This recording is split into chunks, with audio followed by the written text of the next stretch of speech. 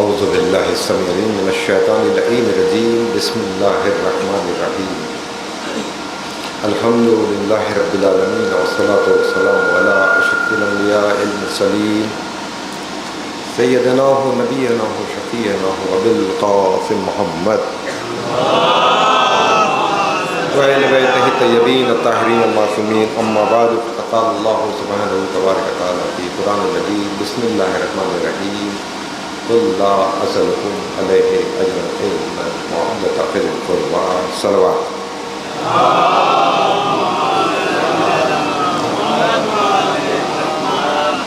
عزیزان محترم، بہت زیادہ وقت نہیں لوں گا، وقت بہت ہو چکا ہے، لیکن بہرحال آپ سب کی عقیدت، محبت، جذبہ دیکھ کر کے دل خوش ہو جاتا ہے، اور یہ جذبہ، یہ محبت ہم کو کربلا کے اس سرزمین سے ملتی ہے کہ جہاں حسین کے چند جاں نثار ساتھی تھے، اور یہ ذکر حسین دنیا میں نہ جانے کہاں کہاں ہو رہا ہے۔ ہم آپ بھی ذکر حسین کر رہے ہیں، ملائکہ مقربین بھی ذکر حسین کر رہے ہیں، اور اگر دیکھیے اسلام کی سب سے اہم عبادت نماز ہے۔ ایک عبادت ابھی آپ یہاں انجام دے رہے تھے، عزاداری پرسہ دینا، لیکن آئیے دیکھیں مسجد نبوی ہے، رسول اسلام عبادت کر رہے ہیں، اسلام کی عظیم عبادت نماز، جس کو صحیح بخاری نے بھی لکھا، علماء اسلام نے بھی لکھا، رسول کے کم سن نواسے شہزادہ امام حسین مسجد نبوی میں داخل ہوئے، رسول حالت سجدہ میں ہے، امام حسین پشت رسول پر آئے، سجدے کو طول دیا۔ اب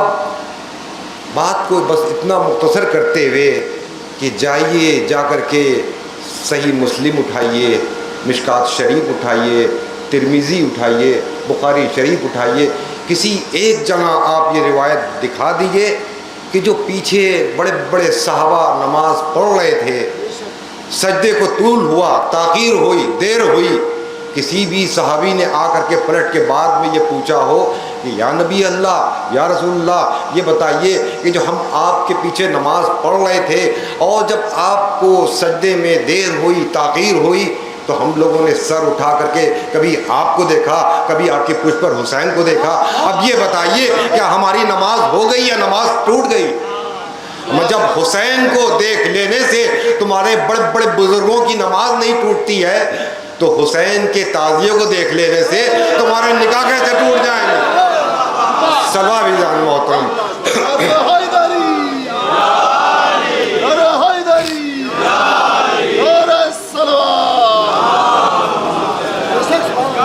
حسین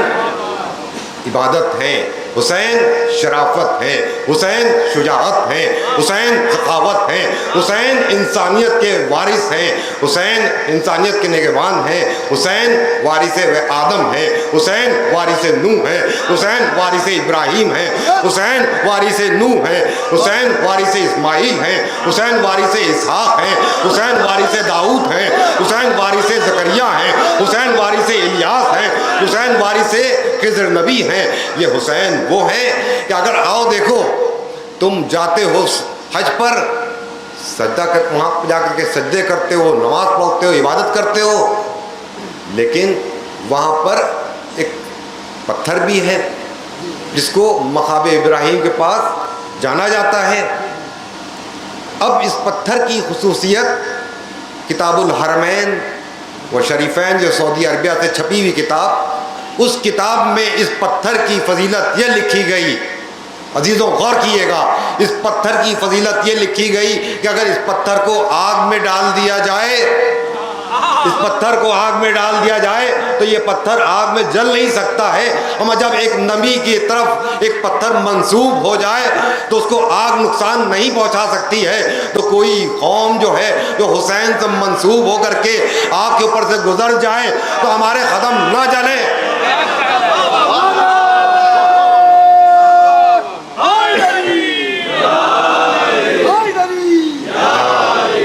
اسلام ابو طالب علیہ السلام پہ باوجہ بلند سلوات۔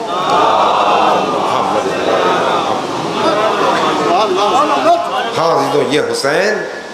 وہ ہیں کہ جو اس در پر آ گیا، اس نے آدم کو بھی سمجھ لیا، دین کو بھی سمجھ لیا، شریعت کو بھی سمجھ لیا، اس نے قانون الہی کو بھی سمجھ لیا، اور جو لوگ ادھر ادھر بھٹکتے رہے آج وہی دہشت گرد قرار پا رہے ہیں۔ حسین کو چھوڑ دینے کا نتیجہ یہ ہے کہ تم دنیا میں بھی ذلیل ہو رہے ہو اور آخرت میں بھی ذلیل ہوگے۔ اب آئیے، بس مجھے بہت زیادہ عرض نہیں کرنا ہے، یہ وہ حسین ہیں کہ جو مدینے سے 28 رجب کو مدینے سے چلے۔ بات مختصر کرتے ہوئے کہ آئیے ایک منظر میں آپ کے سامنے کوفے کا پیش کروں گا اور ایک منظر شام کا سن لیجئے گا اور ایک منظر مدینے کا سن لیجئے گا، لیکن بہت ہی اختصار کے ساتھ کہ ہاں آئیے دیکھیے کہ وہ حسین کہ جب مدینے سے چلے، ساتھ میں کون کون ہیں؟ آقا ابو الفضل عباس ہیں، ساتھ میں شہزادے علی اکبر ہیں، ساتھ میں قاسم ہیں، اون و محمد ہیں۔ ہاں عزیزو، جب کربلا میں حسین پہنچ گئے، وہ وقت بھی آ گیا کہ کربلا میں ایک ایک کر کے 18 بنی ہاشم سب شہید ہو گئے۔ کربلا کے میدان میں یہ آواز بھی بلند ہو گئی کہ الا قتل الحسین بکربلا، حسین کربلا میں شہید کر دیے گئے۔ ہاں عزیزو، اختتام میں مجلس ہے، آپ نے شام سے مغرب کے بعد سے مسلسل آپ لوگ گریہ میں عبادت میں مصروف رہے۔ آئیے دیکھیے وہی حسین، جب کربلا میں یہ آواز بلند ہو گئی کہ الا قتل الحسین بکربلا، حسین کربلا میں شہید کر دیے گئے۔ اب جناب زینب کی ذمہ داری ہے، جناب زینب نے ایک ایک بیوی کو پکارنا شروع کیا کہ اے بہن ام کلثوم آؤ زینب تم کو سوار کرا دے، رباب آؤ زینب تم کو سوار کرا دے۔ شہزادی زینب نے ایک ایک بیوی کو سوار کرایا، یہاں تک کہ ماں کی کنیز فضہ کے پر نگاہیں پڑی، آواز دی اے ماں کی کنیز فضہ آؤ زینب تم کو بھی سوار کرا دے۔ ہاں عزیزوں، جب یہ لٹا ہوا کارواں جب کوفے کے اندر وارد ہوا، اب کوفے کا منظر کیا ہے؟ ہر طرف تماشائی لوگ، چاروں طرف تماشائیوں کا مجمع ہے، لوگ یہ کہہ کر کے جمع ہو رہے ہیں چلو چل کے تماشا دیکھ لیتے ہیں۔ کوئی گھر ایسا نہیں بچا ہے کہ صاحب مقاتل نے لکھا کہ کسی گھر میں باجے نہ بجائے گئے ہوں۔ ہاں عزیزوں، گھروں کی چھتوں کے اوپر عورتیں بیٹھی ہوئی ہیں، چلو چل کے تماشا دیکھ لیں۔ اب ذرا تصور کیجئے کہ جہاں کوئی مدد کرنے والا نہیں، جہاں کوئی نصرت کرنے والا نہیں، جہاں کوئی ہمدردی رکھنے والا نہیں، جہاں کوئی چاہنے والا نہیں، وہاں ثانی زہرا کہ جنہوں نے جس وقت خطاب کیا، جس وقت آپ نے کوفے کے والوں کے درمیان آپ نے بولنا شروع کیا کہ کسی کو یہ کہنا پڑ گیا کیا قیامت آ گئی، کیا علی بول رہے ہیں، کیا علی خطاب کر رہے ہیں۔ ہاں عزیزوں، شہزادی زینب نے کوفے کے میدان میں جب آپ نے خطاب کرنا شروع کیا، الحمدللہ والصلاۃ علی محمد وآلہ الطیبین الاخیار، اما بعد یا اہل الکوفۃ یا اہل القتل والغدر اتقون فلا رغات الدم۔ ہاں عزیزو، شہزادی زینب نے کوفے کے میدان میں اس طرح سے خطاب کیا کہ الحمدللہ والصلاۃ علی محمد وآلہ الطیبین الاخیار، درود و سلام و محمد اور ان کی پاک آل کے اوپر۔ اے کوفے کے لوگوں، اے مکر فریب کے پجاری ہو، دیکھو تم لوگوں نے اپنی عاقبت کس طرح سے خراب کی ہے کہ تم نے اس کو بلا کر کے قتل کر ڈالا کہ جس گھر میں فرشتے نازل ہوا کرتے تھے، جس گھر میں فرشتے آ کر کے چکی چلایا کرتے تھے۔ دیکھو تم لوگوں کی مثال تو اس طرح سے ہے، کسی ہریالی کی یعنی کسی غلاظت کی جگہ پر کوئی ہریالی اگائے۔ تم لوگوں کی مثال تو اس طرح سے ہے، کوئی عورت جو ہے محنت سے اون کو بنائے اور بنانے کے بعد اسی کے ٹکڑے ٹکڑے کر ڈالے۔ اور دیکھو تم لوگوں نے اپنے دامن کے اوپر جو دھبا لگایا ہے، یہ دھبا جو ہے قیامت تک صاف نہیں ہونے والا ہے، اور اب تم لوگ ہنسنے سے زیادہ رونے کے مستحق ہو۔ ہاں جی، تو شہزادی زینب کا یہ خطاب تھا۔ اس کے بعد کوفے کا منظر بدلنے لگا۔ یہی زینب ہیں۔